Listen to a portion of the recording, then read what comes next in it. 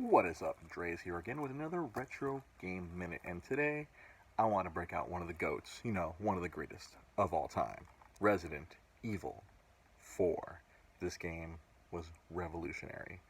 And honestly, I was dogging it before it came out, to be honest with myself, and I'm sure my best friend Jay Pollard will want me to be honest.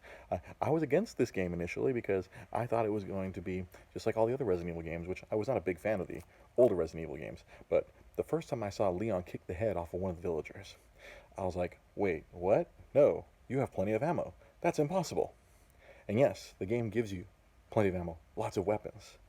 It really put the action into this game. It took the it removed that survival and just made it an action horror game, which I'm sure pissed off a lot of people, but it created one of the greatest things that ever graced a video game system and has been re-released repeatedly. I think it just came out for the Nintendo Switch. But for those of you who want to play it in its original state, it is available on the PS2.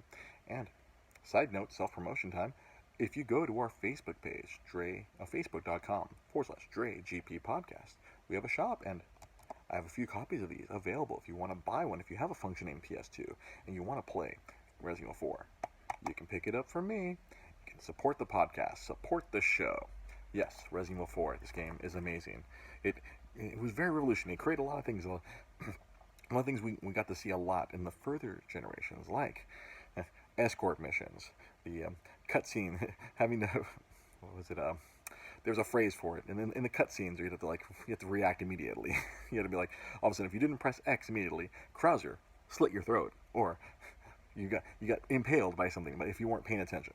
Well, a lot of tropes and things, and a lot of games, I feel Gears of War was very much akin to Resident Evil with the over-the-shoulder cam. That over-the-shoulder cam became a big deal in the generation after this, PlayStation 3 and Xbox 360. That over-the-shoulder cam was used in a lot of games going forward after this. But this was beautiful. This game is amazing.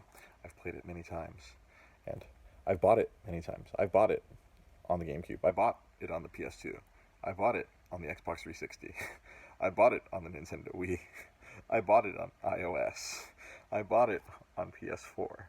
And when the price goes down on the Switch, I will buy it on the Nintendo Switch. I love this game. It's amazing. You should get yourself a copy too. We'll see you next time. Make sure you follow us. All the cool social media stuff will be underneath here. We're on Twitter. We're on Facebook. We're on Instagram. DreGP Podcast. We'll catch you guys next week.